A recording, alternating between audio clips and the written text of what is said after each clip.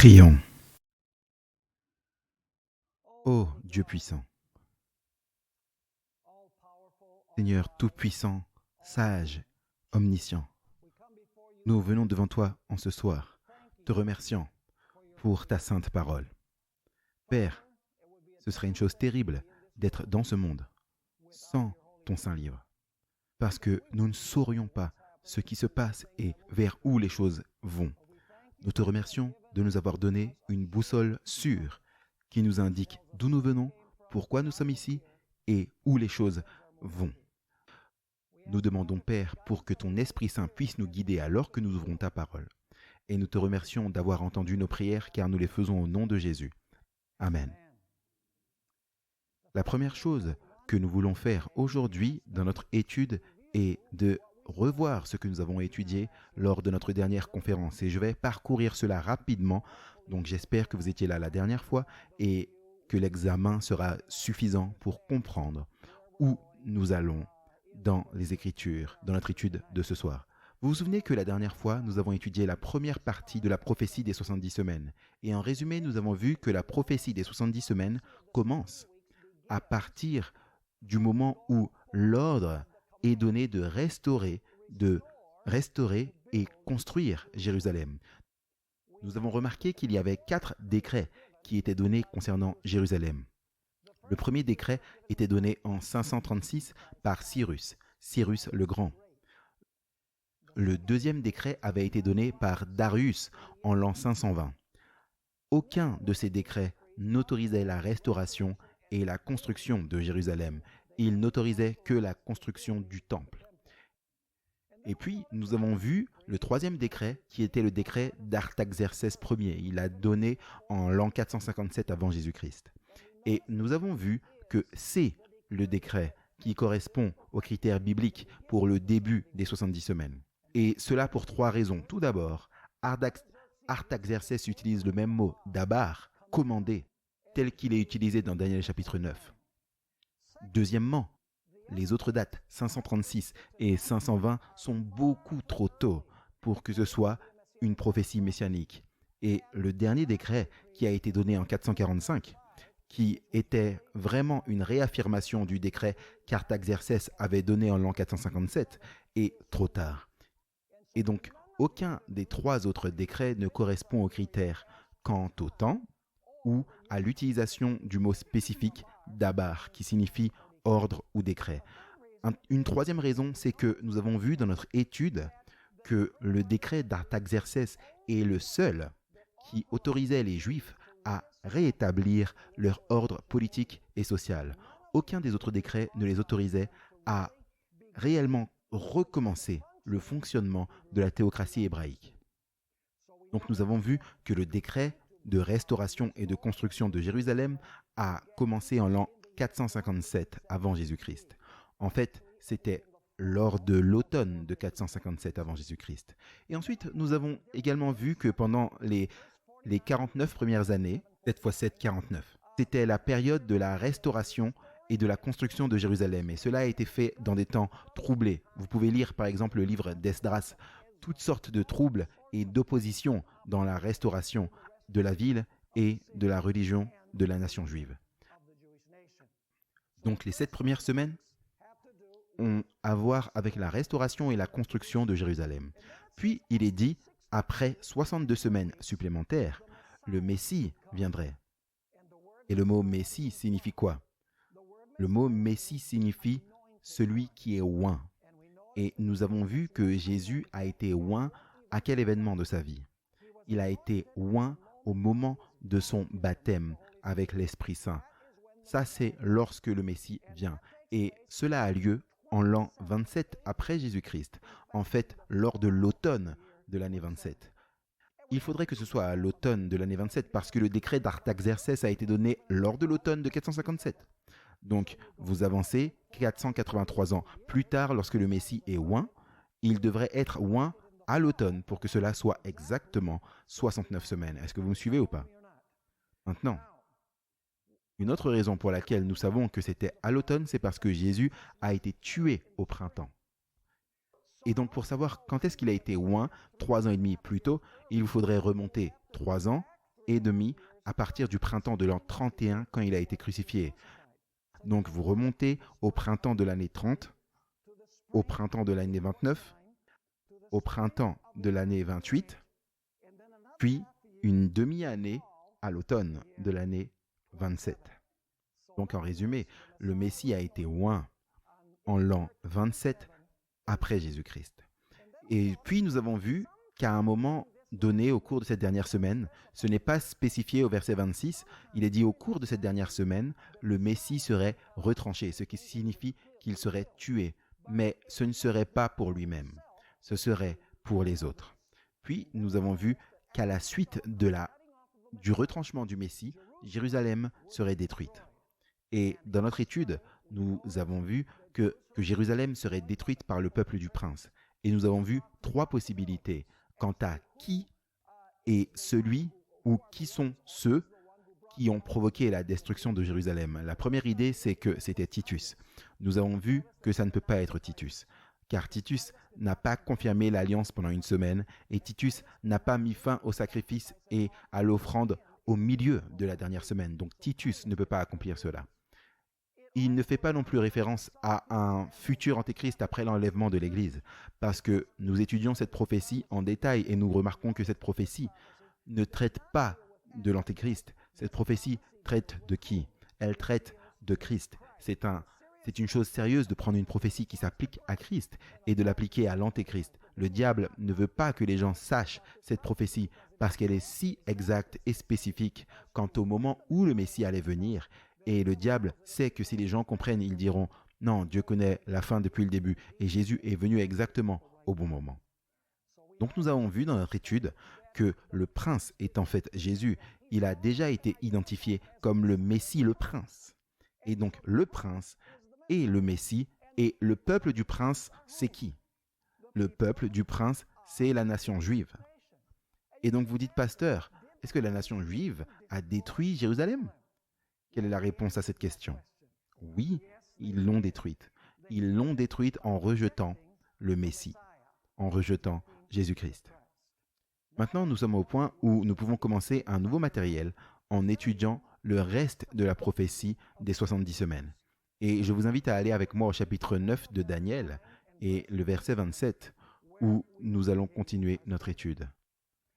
Maintenant, vous avez vu que au verset 26, il nous est dit que à un moment, durant la dernière semaine, le Messie serait retranché.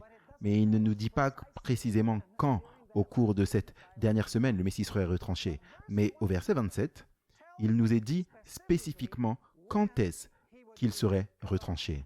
Et il nous dit également qu'il confirmerait l'alliance pendant une semaine. Donc, parlons tout d'abord de la confirmation de l'alliance durant cette dernière semaine, la numéro 70.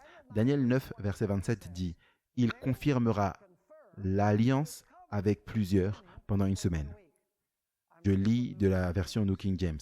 Et plusieurs versions modernes ne traduisent pas « Il confirmera une alliance avec beaucoup pendant une semaine », mais en fait, il renforcera l'alliance ou une alliance pendant une semaine. Par exemple, la ESV dit « Et il doit faire une alliance solide avec beaucoup pendant une semaine. » La version Nouvel Anglais Standard de la Bible dit « Il doit faire une alliance ferme. » La RSV dit qu'il doit faire une alliance forte. Et la traduction littérale de Young dit « Et il a renforcé une alliance avec beaucoup. » Donc, ce n'est pas seulement une alliance, c'est une alliance forte que le Messie, le prince, allait confirmer. Maintenant, laissez-moi vous demander quel est l'antonyme de fort. Vous savez, qu'est-ce que antonyme signifie? Cela signifie le contraire, l'opposé. L'antonyme de fort, c'est quoi? C'est faible.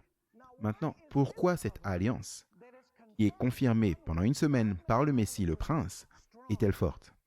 Nous devons aller dans le livre des Hébreux pour comprendre la raison pourquoi. Venez avec moi dans Hébreux chapitre 7 et nous lirons les versets 18 et 19 et ensuite nous passerons au verset 28. Hébreux 7, 18 et 19 et ensuite 28. On parle ici du système des sacrifices de l'Ancien Testament, le système cérémoniel de l'Ancien Testament. Question. Est-ce que le système cérémoniel de l'Ancien Testament, le sang des boucs et des taureaux, a enlevé le péché? Nous avons vu que ce n'était pas le cas. Donc, est-ce que c'était une alliance faible par rapport au sang que Jésus a versé sur la croix? Absolument. Maintenant, remarquez les mots qui sont utilisés dans Hébreux chapitre 7, 18 et 19. Car il y a abrogation du commandement qui précède. Il ne parle pas ici des 10 commandements de l'Ancien Testament. Ici, le mot commandement est lié à la prêtrise et aux cérémonies, si vous lisez le contexte. Car il y a d'un côté une abrogation du commandement qui a précédé à cause de sa quoi? De sa faiblesse et de son inutilité. Car la loi, et là il parle de la loi des sacrifices, la loi cérémonielle, vous pouvez lire le contexte, car la loi n'a rien à mener à la perfection. En d'autres termes, elle n'a pas traité une fois pour toutes avec le péché. D'autre part, il y a une introduction de quoi? Une meilleure espérance. Jésus amène une meilleure espérance par laquelle nous approchons de Dieu. Et ensuite, nous descendons au verset 28, il est dit, car la loi, une fois de plus, c'est la loi des sacrifices, car la loi établit pour souverains sacrificateurs des hommes qui sont quoi? Voici le mot à nouveau. La faiblesse. Mais la parole du serment qui est après la loi établit un fils qui est quoi? Qui est perfectionné pour l'éternité. Donc, c'était quoi le système de l'Ancien Testament? C'était quoi? Il était faible parce qu'il ne traitait pas légalement et une fois pour toutes avec le péché. Remarquez Matthieu 26 et les versets 27 et 28. Matthieu 26, 26, 27 et 28. Ici, Jésus institue le souper du Seigneur à la place de la Pâque. Et remarquez ce que nous trouvons ici dans Matthieu 26, versets 27 et 28. Et ayant pris la coupe et ayant rendu grâce, il la leur donna, disant, buvez-en tous, car ceci est mon quoi? Ceci est mon sang. Est-ce que le sang de Jésus était un meilleur sang que le sang utilisé dans le système de l'Ancien Testament? Absolument, parce qu'il traitait une fois pour toutes avec le péché. Et donc il est dit, car ceci est mon sang de quoi? Le sang de... Est-ce que la nouvelle alliance est une alliance qui a un meilleur sang? Est-ce que c'est une alliance forte? Oui. Et donc il est dit ici, car ceci est mon sang de la nouvelle alliance qui est versé pour plusieurs en rémission des péchés. Est-ce que vous avez remarqué ce mot « beaucoup » ? Dans Daniel chapitre 9, il est dit « Il confirmera une alliance forte avec quoi » ? Avec beaucoup pendant une semaine. Ici, vous avez Jésus utilisant le mot « beaucoup » en conjonction avec la nouvelle alliance parce qu'elle a un meilleur sang. Regardez Hébreux chapitre 8 et le verset 6. Pourquoi cette nouvelle alliance est meilleure que l'ancienne alliance des sacrifices et des cérémonies? Hébreux chapitre 8 et le verset 6 dit « Or maintenant, on parle de Jésus, il a obtenu un ministère d'autant plus excellent. » Pourquoi Jésus, on dit qu'il a maintenant un ministère plus excellent? Remarquez, il est médiateur d'une quoi? Meilleure alliance qui est établie sur de quoi? Sur de meilleures promesses. Quelles sont ces meilleures promesses? Le fait est que lorsque Jésus a versé son sang, il s'est occupé du péché une fois pour toutes. Avons-nous étudié un sujet ici où nous avons traité de la loi morale et de la loi cérémonielle? Vous vous rappelez de ça? Nous avons parlé de la loi des cérémonies, le sang des boucs et des taureaux qui n'enlève pas le péché. Ce sang de l'ancienne alliance, c'était bien parce que lorsque les gens regardaient au sacrifice de l'animal, ils pouvaient voir par la foi que Jésus allait venir et qu'il allait verser son sang pour mourir. Mais ce sang du système de l'Ancien Testament n'a pas sauvé. C'est le sang de Jésus qui sauve. Donc, c'est la raison pour laquelle il confirmerait une alliance forte, pas une alliance faible, comme on l'a lu dans Hébreux chapitre 7. Regardez également Marc chapitre 10 et le verset 45. Une fois de plus, le mot « plusieurs »,« beaucoup » est utilisé. Marc 10 et le verset 45.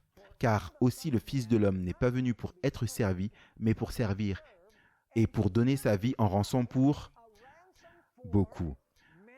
Le voilà à nouveau encore. Il confirmera une alliance solide avec beaucoup. Donc ici, il est dit que Jésus est venu pour donner sa vie en rançon pour beaucoup. Notez aussi Ésaïe 53 et le verset 11.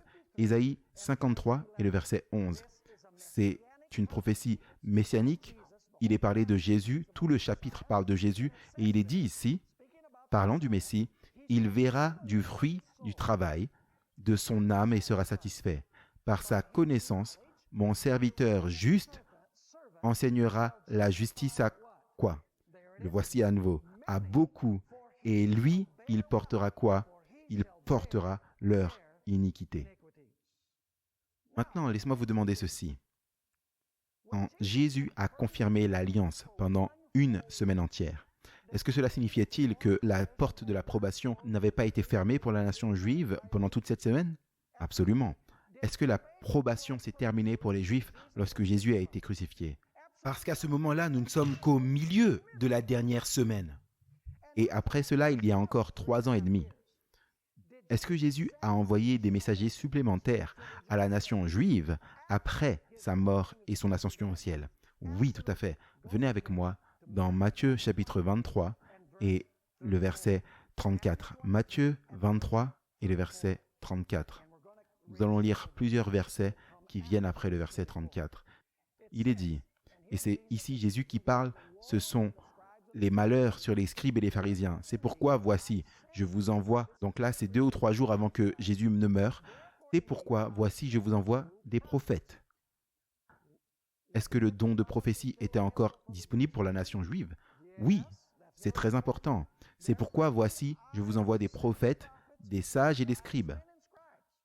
Qu'est-ce qu'ils allaient leur faire lorsque Jésus allait les envoyer? Les uns, vous remarquez que c'est futur, c'est le futur à partir du moment où Jésus meurt. Les uns vous ferez mourir et vous les crucifierez. Les autres, vous les fouetterez dans vos synagogues et les persécuterez de ville en ville. Est-ce qu'ils allaient faire la même chose aux apôtres que ce qu'ils ont fait à Jésus? Pendant 3 ans et demi supplémentaires. Puis, remarquez que la sentence serait prononcée. Après qu'il ait envoyé ses messagers supplémentaires, il est dit que sur vous puisse venir tout le sang juste versé sur la terre, depuis le sang du juste Abel jusqu'au sang de Zacharie, fils de Barachi, que vous avez tué entre le temple et l'autel. Je vous dis en vérité que toutes ces choses retomberont sur cette génération. Est-ce que vous comprenez la séquence ici? Jésus dit que je vais vous envoyer des messagers supplémentaires. Et vous allez en fouetter quelques-uns, vous allez persécuter les autres de ville en ville, vous allez les crucifier, vous allez les tuer. Et de cette façon, tout le sang versé de Abel jusqu'au dernier martyr de l'Ancien Testament tombera sur cette génération. Maintenant, parlons de la deuxième phrase que nous trouvons ici au verset 27. Et il est non seulement dit que Jésus confirmerait une alliance solide avec beaucoup pendant une semaine, mais maintenant, il nous est dit quand est-ce que le Messie serait retranché. Vous voyez au verset 26, il est seulement dit qu'à un moment, au cours de la dernière semaine, le Messie serait retranché. Mais maintenant, au verset 27, il nous est dit quand durant cette dernière semaine. Le verset 27 dit « mais au milieu de la semaine », c'est-à-dire entre 27 et 31 après Jésus-Christ, que ferait-il? Il apportera quoi? Il mettra quoi? Il mettra une fin au sacrifice et à quoi? Au sacrifice et à l'offrande. Maintenant, quelque chose de très intéressant ici, c'est le mot « sacrifice » qui est singulier. Et le mot « offrande » est singulier. Il ne dit pas « il mettra une fin au sacrifice et aux offrandes ». Il est dit « il mettra une fin au sacrifice singulier et à l'offrande au singulier ». Maintenant, pourquoi le singulier est-il utilisé? Je vais vous dire la raison pour laquelle je crois que le singulier est utilisé ici et non le pluriel. Savez-vous que Jésus est mort à l'heure précise, au jour et au mois précis qui avait été prophétisé dans l'Ancien Testament? La Bible dit qu'il est mort à la 9e heure, où l'agneau de la Pâque était sacrifié. Il est mort le 14e jour, c'est quand l'agneau pascal devait être sacrifié. Et il est mort au mois de Nissan, qui est le mois où l'agneau pascal était sacrifié. Jésus est mort au mois précis, au jour précis et à l'heure précise où l'agneau pascal était sacrifié. Maintenant, je veux que vous puissiez remarquer ce qui s'est passé quand Jésus est mort. Matthieu 27 et verset 51. Matthieu 27 et verset 51. Alors voici, le voile du temple a été déchiré en deux, de haut en bas. Que disait Dieu? Il disait que tout ce système a quoi? A pris fin. Alors voici, le voile du temple a été déchiré. Regardez, de haut en bas.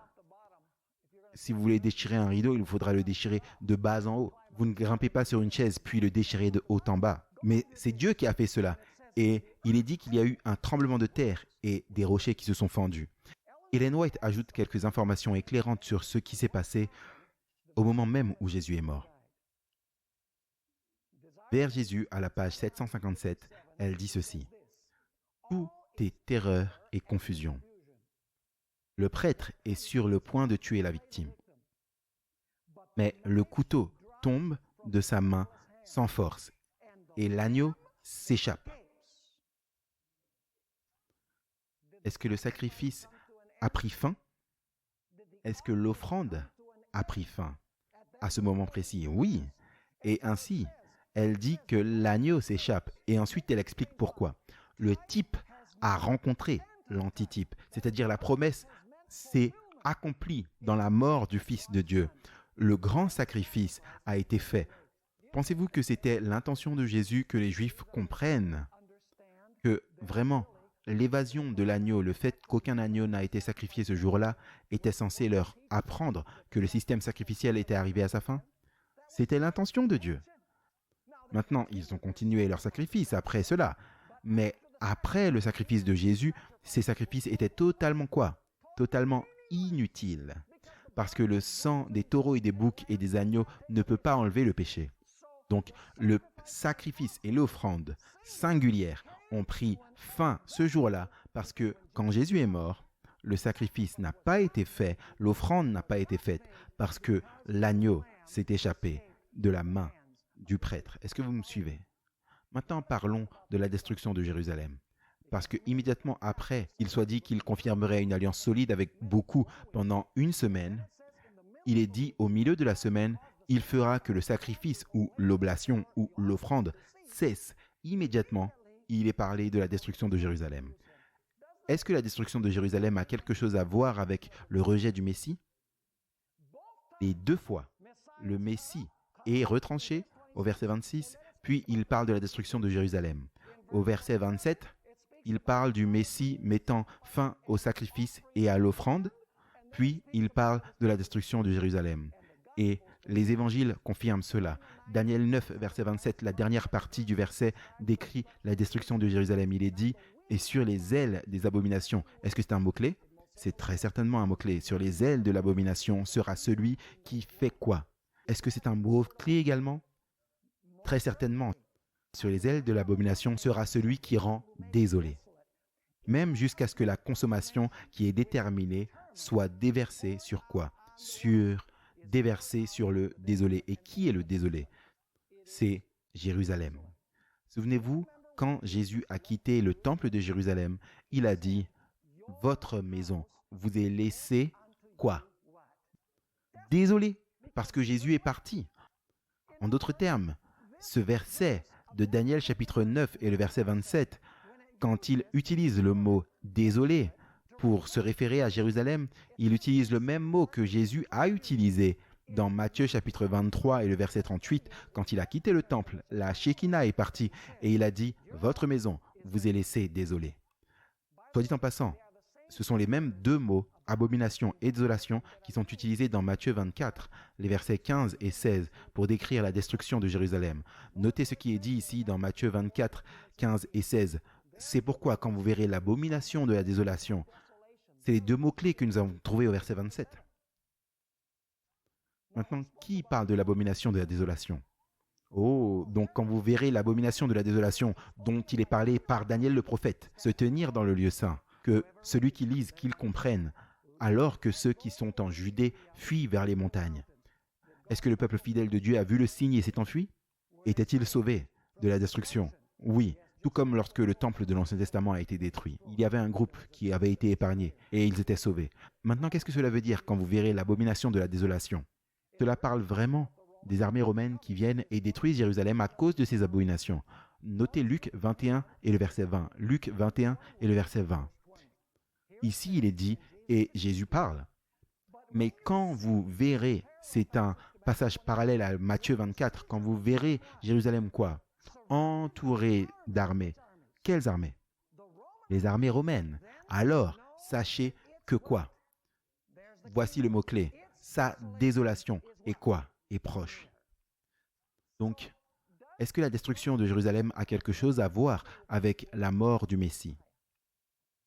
Les évangiles le rendent absolument clair que parce que la nation juive a retranché le Messie et parce qu'ils ont fait cesser dans une certaine mesure le sacrifice et l'oblation et l'offrande, non pas dans le sens qu'ils n'ont pas continué leur sacrifice, mais dans le sens où Jésus est mort sur la croix, ils ont amené la destruction sur eux-mêmes, comme nous l'avons étudié la dernière fois.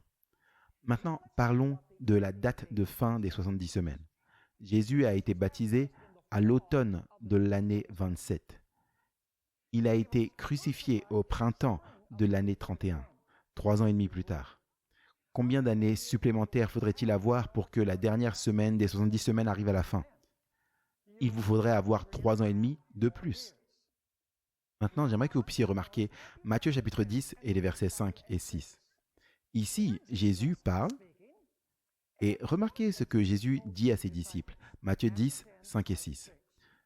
Ces 12, Jésus les envoya et leur ordonna en leur disant « N'allez point vers les gentils et n'entrez dans aucune ville des Samaritains, mais allez plutôt vers les brebis perdues, d'où les brebis perdues de la maison d'Israël. » Est-ce que les Juifs allaient avoir exactement 70 semaines de probation? Oui ou non?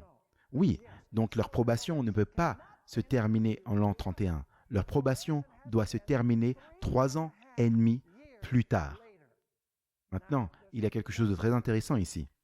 Et c'est que les 9 premiers chapitres du livre d'Actes, qui décrivent l'histoire des débuts de l'Église chrétienne pendant ces 3 ans et demi, l'évangile n'est allé qu'aux Juifs. Ce n'est que lorsque vous arrivez à Actes chapitre 10, que maintenant, pas Paul, le messager des gentils, mais Pierre a en fait l'expérience avec ce gentil appelé Cornelius. Donc en d'autres termes, pendant les 9 premiers chapitres d'Actes, les apôtres prêchent à qui? Ils prêchent à Jérusalem et en Judée. Pourquoi? Parce que l'approbation n'est pas quoi? L'approbation n'est pas terminée pour la nation juive. Permettez-moi de vous lire encore une fois Matthieu 23 et le verset 34, où Jésus a prédit ceci. Jésus dit « C'est pourquoi voici, je vous envoie des prophètes, des sages et des scribes. Les uns vous ferez mourir et vous les crucifierez, et les autres vous les fouetterez dans vos synagogues et les persécuterez de ville en ville. » Qui allait-il persécuter de ville en ville? Saul de Tarse. Maintenant, laissez-moi vous lire une déclaration de la grande controverse à la page 28, où Ellen White décrit cette période après la crucifixion de Christ. Elle dit « À travers la prédication des apôtres et de leurs associés, Dieu ferait briller la lumière sur eux, c'est-à-dire sur les enfants de ceux qui avaient trahi Jésus. » Elle continue en disant « Il serait autorisé à voir comment la prophétie avait été accomplie, non seulement dans la naissance et la vie de Christ, mais dans sa mort et sa résurrection. Les enfants n'ont pas été condamnés pour les péchés des parents, mais qu'en connaissant toute la lumière donnée à leurs parents, les enfants ont rejeté la lumière supplémentaire accordée à eux-mêmes. Ils sont devenus participants des péchés de leurs parents et ont rempli la mesure de leur iniquité. Comment est-ce que les Juifs ont réagi pendant ces 3 ans et demi de probation supplémentaire? Ont-ils dit « Oh, nous recevons le Messie, nous recevons Jésus-Christ ». Tout ce que vous avez à faire, c'est lire les premiers chapitres du livre d'Actes. Ils ont fait aux apôtres la même chose qu'ils ont fait à Jésus-Christ. Vous pouvez lire, par exemple, à propos de Pierre et de Jean, comment ils ont été amenés devant le Sanhédrin juif. Et donc, ils étaient interdits de parler au nom de Jésus-Christ. En fait, remarquez que dans Actes chapitre 4, versets 17 et 18, Actes 4, versets 17 et 18, il est dit « Mais afin que cela ne se répande pas davantage, c'est le Sanhédrin qui parle, le conseil juif, parce que Pierre et Jean prêchent et les gens se convertissent, mais pour que cela ne se répande pas davantage parmi le peuple, c'est-à-dire le message, défendons-leur avec de grandes menaces de parler à qui que ce soit en ce nom-là. Et les ayant appelés, ils leur défendirent absolument de parler et d'enseigner au quoi? Au nom de Jésus. Ont-ils accepté Jésus-Christ en ces 3 ans et demi de probation supplémentaire? Absolument pas. Ils se sont opposés tout comme ils l'avaient fait pendant que Jésus était sur cette terre. Maintenant, Daniel chapitre 9 et le verset 24, vous vous souvenez de Daniel 9, 24, dit que l'une des choses qui serait accomplie durant les 70 semaines, c'est que la vision et la prophétie seraient menées à quoi? Seraient réellement scellées. Mais vous savez, cette expression scellée est l'expression identique qui est utilisée plus tôt dans le verset où il est dit « il mettra fin au péché ». En d'autres termes, vraiment, le mot hébreu « hatam » signifie réellement sceller ou mettre fin. En d'autres termes, Daniel chapitre 9 verset 24 dit que la vision et la prophétie arriveront à leur fin.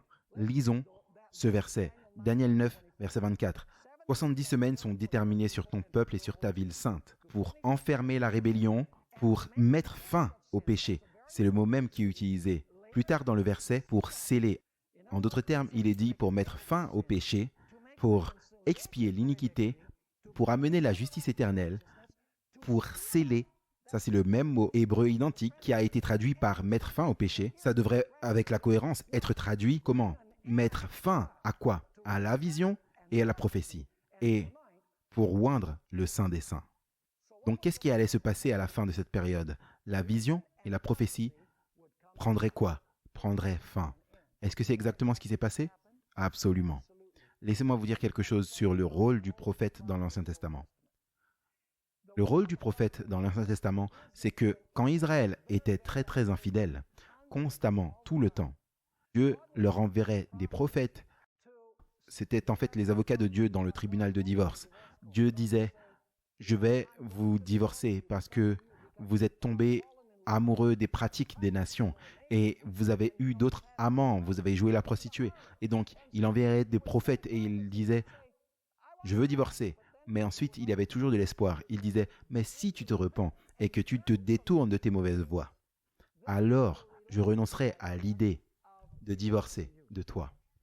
Et chaque fois que vous trouvez ces prophètes dans l'Ancien Testament donnant ce message à Israël, vous constatez qu'ils racontent toujours l'histoire des actes bienveillants de Dieu envers son peuple. Ils passent par une longue description de l'histoire d'Israël et comment Dieu a été bon envers Israël pour essayer de ramener Israël au Seigneur. En d'autres termes, lorsque les prophètes ont été suscités pour réprimander Israël, ils ont appelé Israël à la repentance et ils ont exprimé qu'il y avait encore une possibilité pour la miséricorde. Mais maintenant, nous allons à la lapidation d'Étienne et nous ne trouvons aucun message de miséricorde dans le message qu'Étienne présente. Étienne, comme les prophètes de l'Ancien Testament, prend presque tout le chapitre 7 du livre d'Actes pour raconter l'histoire d'Israël et comment Dieu les a guidés dans l'histoire d'Israël pour amener le Messie au monde. Lisons plusieurs versets d'Actes chapitre 7 et on va lire les versets 7 et ensuite je vous dirai les versets qu'on va lire. Et j'aimerais que vous puissiez regarder qu'Étienne fait référence à l'histoire d'Israël avec l'expression « nos pères », « nos pères »,« nos pères » jusqu'à ce qu'il arrive à la fin. Et ensuite, il change de ton.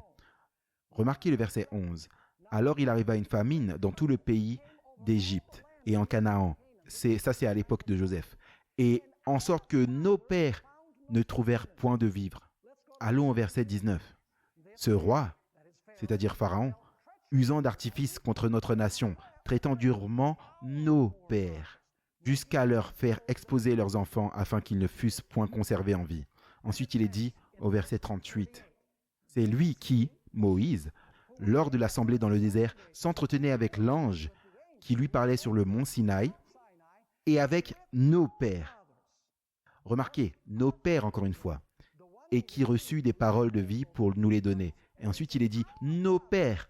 Ensuite, il dit « nos pères » avaient le tabernacle du témoignage comme l'avait ordonné celui qui avait dit à Moïse de le faire selon le modèle qu'il avait vu. Verset 45. « Et nos pères l'ayant reçu, l'emportèrent sous la conduite de Josué au pays qui était possédé par les nations, que Dieu chassa devant nos pères jusqu'au jour de David.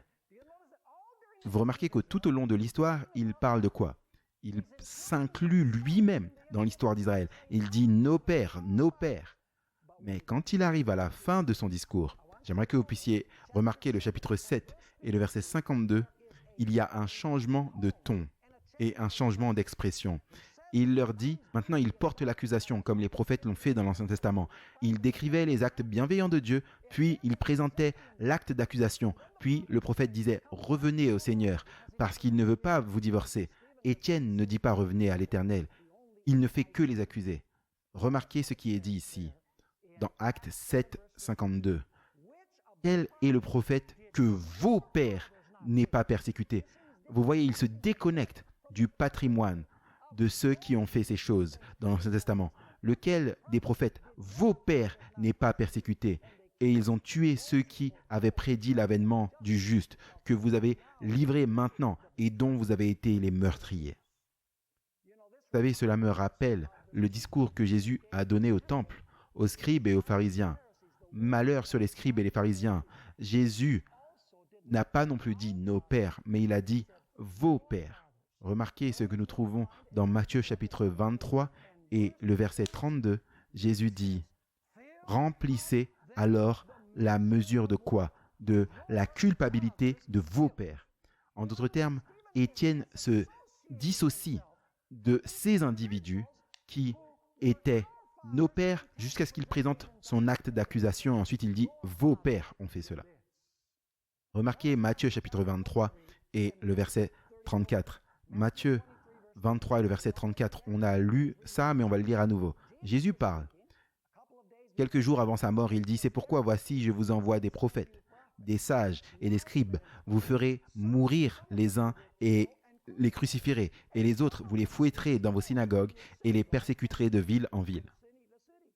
Et ensuite, remarquez, après avoir dit qu'il enverrait des messages supplémentaires, il dit, afin que tout le sang innocent qui a été répandu sur la terre tombe sur vous, depuis le sang d'Abel le juste jusqu'au sang de Zacharie le fils de Barachi, que vous avez tué entre le temple et l'autel. Je vous le dis en vérité que toutes ces choses retomberont sur cette génération. Est-ce que la lapidation d'Étienne est un événement extrêmement significatif? Assurément. En fait, permettez-moi de vous partager quelques détails très intéressants sur la crucifixion du Christ et la lapidation d'Étienne. C'est comme si l'histoire se répétait dans la lapidation d'Étienne, l'histoire de Christ. Je vais simplement parcourir cette liste. Vous avez le texte dans votre résumé. À la fois, Jésus et Étienne ont été amenés devant le Sanhédrin juif pour leur procès. À la fois, Étienne et Jésus ont été accusés par de faux témoins. Vous pouvez lire ceci dans Actes 6 et 7. Jésus et Étienne ont passé en revue l'histoire d'Israël. Vous vous souvenez de la parabole de la vigne que nous avons étudiée hier matin? Jésus, les deux ont revu l'histoire d'Israël et ont parlé de Dieu envoyant des messagers à Israël et ont terminé leur discours en parlant de l'arrivée du Fils. Les deux étaient trahis par de l'argent qui était payé comme un pot de vin. Tous les deux ont été accusés de parler contre Moïse et contre le temple. Les deux, nous dit la Bible, ont été accusés par les dirigeants juifs de fermer leurs oreilles à la logique et à la raison. Les deux ont prié pour que Dieu pardonne le péché de leurs oppresseurs. Tous les deux ont été amenés et tués à l'extérieur de la ville. La Bible dit qu'ils étaient tous deux innocents. La Bible dit que le visage d'Étienne était comme le visage d'un ange. Pilate dit, cet homme, je ne trouve aucune culpabilité chez cet homme. Et les deux ont été affligés par une mentalité de foule qui les ont tués. Y a-t-il un parallèle intéressant entre la mort de Jésus-Christ et la mort d'Étienne? Absolument. En fait, Étienne répète l'histoire de Jésus. S'il y avait eu un changement dans l'esprit et dans le cœur des Juifs, le Sanhédrin juif, est-ce que le Sanhédrin juif aurait lapidé Étienne? Absolument pas. Même si c'est 3 ans et demi après la crucifixion de Christ, il n'y a eu absolument aucun changement du cœur. Maintenant, vous vous souvenez que nous avons lu dans Daniel chapitre 9 et verset 24, qu'il y aurait un événement qui mettrait fin à la vision et à la prophétie. Maintenant, c'est une déclaration importante. Allez avec moi dans Actes chapitre 7 et les versets 55 et 56. Qu'est-ce qui était la dernière vision qui a été donnée à un prophète pour l'Israël littéral? Qui était ce prophète? C'était Étienne. Parce que, tout comme les prophètes de l'Ancien Testament, il a raconté l'histoire d'Israël et il les a inculpés pour leur méchanceté. De la même manière que les prophètes de l'Ancien Testament l'ont fait. Il n'y a aucune différence. Est-ce qu'Étienne a eu une vision du ciel et Jésus à la droite de Dieu? Absolument. Actes 7, 55 et 56. Mais rempli du Saint-Esprit et les yeux attachés au ciel, il vit la gloire de Dieu et Jésus debout à la droite de Dieu. Et il dit, voici, je vois les cieux ouverts et le Fils de l'homme debout à la droite de Dieu. Est-ce qu'Étienne a eu une vision? Assurément. Était-il un prophète? Oui, c'était un prophète avec tous les attributs. Était-il le dernier prophète qui a eu la dernière vision qui ait jamais été donnée pour l'Israël littéral? Absolument. Il mettrait fin à la prophétie et à la vision. Et quand Étienne dit ceci, ses oppresseurs sont devenus fous. Regardez Actes chapitre 7, verset 54, puis nous passerons aux versets 57 et 58. Il est dit, entendant ces paroles, ils étaient transportés de rage en leur cœur, et ils grinçaient de dents contre Étienne. Vous pouvez imaginer ces gens qui grincent des dents envers ce disciple de Jésus? Puis le verset 57 dit, puis alors ils poussèrent de grands cris, se bouchèrent les oreilles et se jetèrent tous ensemble sur lui. Et ils le traînèrent hors de la ville, comme cela s'est passé avec Jésus, et ils le lapidèrent. Et maintenant remarquez un détail très important. Et les témoins mirent leur manteau aux pieds d'un jeune homme nommé Saul. Est-ce que la théocratie juive a pris fin avec la lapidation d'Étienne? Absolument. Ils ont montré que leur cas était absolument irréversible. Mais j'aimerais que vous puissiez remarquer quelque chose de très intéressant. Alors que la théocratie juive a pris fin, parce que toute la raison pour laquelle... Pourquoi est-ce que Dieu a choisi Israël? Il a choisi Israël pour préparer la voie. Pourquoi? Pour la venue du Messie, afin que le monde soit prêt pour le Messie. Ont-ils accompli ce plan? Non. Est-ce que le message maintenant devait aller au monde? Assurément. Mais est-ce que la nation juive allait l'amener au monde? Absolument pas. Donc Dieu dit, ça y est, c'en est fait, je vous ai donné 70 ans, pour finir, je vous ai envoyé mon fils. Vous n'avez pas rempli votre part. Maintenant, le message va être transmis au monde par les gentils. Et c'est intéressant de noter que lorsque la théocratie juive prend fin, Dieu avait déjà le champion pour les gentils. Quel était son nom? Saul de Tarse. Exactement. Vous vous souvenez de la parabole dont Jésus a parlé des vignerons? Il a parlé des 3 étapes d'Israël. Dieu a envoyé des messagers et ils ont tué ces messagers, ils ont rejeté leur message, puis il a envoyé d'autres messagers. Après cela, ça c'est pendant les 70 semaines, et pour finir, il a envoyé qui? Il a envoyé son fils. Ils vont respecter mon fils. Mais qu'ont-ils dit? Oh, voici l'héritier. Prenons-le et tuons-le. Et ils l'ont chassé de la vigne qui représente Jérusalem, et ils l'ont tué. Et Jésus dit, qu'est-ce que vous pensez que Dieu va leur faire? Qu'est-ce que Jésus a dit? Il dit, parce qu'ils ont rejeté le Fils, le royaume leur sera ôté et sera donné à une nation. Le mot « ethné » qui fait référence aux gentils dans le Nouveau Testament, et sera donné à une nation qui en produira quoi? Qui en produira le fruit. Est-ce que Jésus a prédit qu'après sa mort, le message irait aux gentils parce que les Juifs avaient rejeté le message? Absolument. Donc, Saul de Tarse est présent quand Étienne est lapidé. Et la dernière vision est le dernier prophète qui est donné à Israël, mais il va être le champion que Dieu choisira pour accomplir ce que Jésus a dit. Le message maintenant va où? Va aux gentils. En d'autres termes, le royaume est maintenant donné aux gentils. » Et remarquez Actes chapitre 22 et les versets 20 et 21. Ici, Saul de Tarse décrit son expérience. Et remarquez ce qu'il dit dans Actes 22, versets 20 et 21. Il dit, « Lorsque le sang de votre martyr Étienne était versé, j'étais moi-même présent, consentant à sa mort, et gardant les vêtements de ceux qui le faisaient mourir. »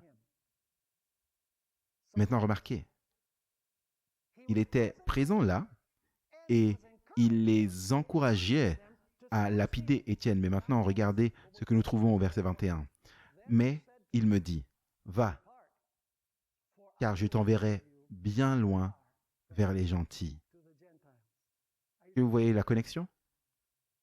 Maintenant, quand Saul de Tarse était sur la route de Damas pour persécuter l'Église, il a entendu une voix du ciel qui lui a dit, « Saul, Saul, pourquoi persécutes-tu mon peuple ?» Non, ce n'est pas ce qu'il a dit. Il a dit, « Saul, Saul, pourquoi persécutes-tu quoi? Me persécutes-tu » Est-ce qu'il persécutait Jésus? Oui, il persécutait Jésus dans la personne de son Église, parce que l'Église est le corps de Jésus-Christ. Ont-ils fait la même chose au corps de Christ que ce qu'ils ont fait à Christ lui-même? Absolument. Et Saul était là, quand la théocratie juive a pris fin, et Dieu a dit, « Tu es mien, mon ami. Tu vas être le messager des gentils. » Et comme je le mentionnais, c'est très intéressant, écoutez ça. Dans le livre d'Actes, les chapitres 1 au chapitre 12, la figure centrale est Pierre. Et le message va vers qui principalement? Il va vers les Juifs. Et vous vous souvenez que Jésus a dit dans Actes chapitre 1, verset 8, « Vous recevrez la puissance quand l'Esprit viendra sur vous, et vous serez mes témoins où d'abord? À Jérusalem. » Qui vivait à Jérusalem? Les Juifs. Et dans toute la Judée. Qui vivait en Judée? Les Juifs. Puis un peu plus loin, où? En Samarie. Et ensuite où? Jusqu'aux parties les plus reculées de la terre, ou jusqu'aux extrémités de la terre, comme certaines versions le disent. Écoutez maintenant. Actes 1 à 6, l'œuvre des apôtres se concentre uniquement sur Jérusalem et la Judée. Dans Actes chapitre 7, Étienne est lapidé. Et après qu'Étienne soit lapidé, dans Actes chapitre 7, en Acte 8, vous avez bien sûr l'évangile qui va en Samarie, qui étaient les demi-frères des Juifs. Et après cela, vous avez au chapitre 9, la conversion de Saul de Tarse. Puis au chapitre 10, tout au long du reste du livre d'Actes, l'évangile va aller où? L'évangile va aller aux gentils. Est-ce que le livre d'Actes nous montre que pendant 3 ans et demi après la crucifixion de Jésus, l'évangile est allé à Jérusalem et en Judée, et que ce n'est qu'après la lapidation d'Étienne que l'évangile va d'abord à Corneille, à travers l'œuvre de Pierre, puis jusqu'aux parties les plus reculées de la terre, vers les gentils? Est-ce que vous me suivez ou pas? Est-ce que la lapidation d'Étienne est un événement décisif? Assurément. En fait, est-ce que vous savez que dans Actes chapitre 13, Saul et Barnabas sont ordonnés pour aller vers les gentils? Allez avec moi là-bas dans Actes 13, versets 1 à 3. Il est dit, « Maintenant, il y avait dans l'église d'Antioche quelques prophètes et docteurs. Barnabas, Siméon, appelé Niger, Lucius le Cyrénéen, Manaën, élevé avec Hérode le tétrarque, et Saul, c'est-à-dire Saul de Tarse. Pendant qu'ils célébraient le culte du Seigneur et qu'ils jeûnaient, le Saint-Esprit leur dit, « Écoutez maintenant ce que dit le Saint-Esprit. Mettez à part pour moi Barnabas et Saul, en vue de l'œuvre à laquelle je les ai appelés. » Alors, ayant jeûné et prié, ils leur imposèrent les mains et les firent partir. Est-ce que c'était le début officiel du ministère de Saul de Tarse? Absolument. C'est quand Saul de Tarse était quoi? Ordonné. Maintenant, écoutez ce qui se passe dans le reste du chapitre 13. Paul et Barnabas, après avoir été ordonnés, ils vont à Antioche de Pisidie. Et Paul y prêche un long sermon aux Juifs dans la synagogue. Vous pouvez le lire au chapitre 13, juste à votre guise. Alors Paul prêche un long sermon comme c'était la coutume pour lui et certaines personnes disent, eh bien pasteur Bord, ce truc que tu présentes est tellement compliqué. Vous pensez que je suis compliqué, vous auriez dû voir l'apôtre Paul. Ça, c'était compliqué. Pierre dit qu'il a écrit des choses qui étaient difficiles à comprendre. Mais il ne blâme pas Paul. Il ne dit pas Paul, tu aurais dû être plus clair. Il dit non. Il tordait ses paroles pour leur propre destruction. Donc la faute n'incombe pas à Saul ou à Paul. La faute incombait à ceux qui n'étudiaient pas attentivement ce que Paul écrivait. Vous savez qu'une personne m'a dit une fois, pourquoi est-ce que je ne peux pas être heureuse? Jésus m'aime et je le sais car la Bible me le dit. Et j'ai regardé à cette personne, j'ai dit, c'est une bonne suggestion. La dernière fois que j'ai chanté ça, c'est quand j'étais au tison. Ça, c'est bon pour les petits. Mais Dieu nous a donné une écriture pour défier notre intellect. N'a-t-il pas fait cela? C'est comme un travail de détective. C'est merveilleux de voir l'unité et l'harmonie de l'écriture alors que nous l'étudions attentivement et avec prière et avec la sagesse de Dieu. Et ainsi Paul prêche un long sermon à Antioche de Pisidie aux Juifs dans la synagogue. Et les gentils, quand ils ont entendu ça, parce qu'ils étaient présents, ils ont entendu le sermon que Paul a prêché. Ils ont dit, pourrais-tu venir nous prêcher le sabbat prochain? Pas dimanche prochain. Le sabbat prochain, pourrais-tu venir et nous prêcher ça? Et nous prêcher ce message? Et l'apôtre Paul a dit, bien sûr, nous viendrons et nous vous prêcherons sabbat prochain. Et la Bible dit que le sabbat suivant, presque toute la ville était réunie. Et les gentils, des groupes de gentils ont donné leur vie au Seigneur. Et quand les Juifs ont vu cela, ils étaient remplis de colère. Ils étaient remplis de jalousie. Ils ont dit, oh, c'est gentil. Multitude de gentils qui acceptent le message. Si cela croit, alors nous allons être un tout petit groupe, un petit groupe insignifiant. Et donc ils étaient jaloux. Et ils ont commencé à blasphémer.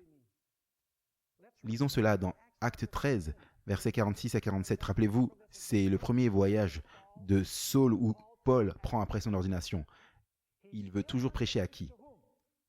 Aux Juifs. Mais parce que les Juifs blasphèment, remarquez ce qu'il dit.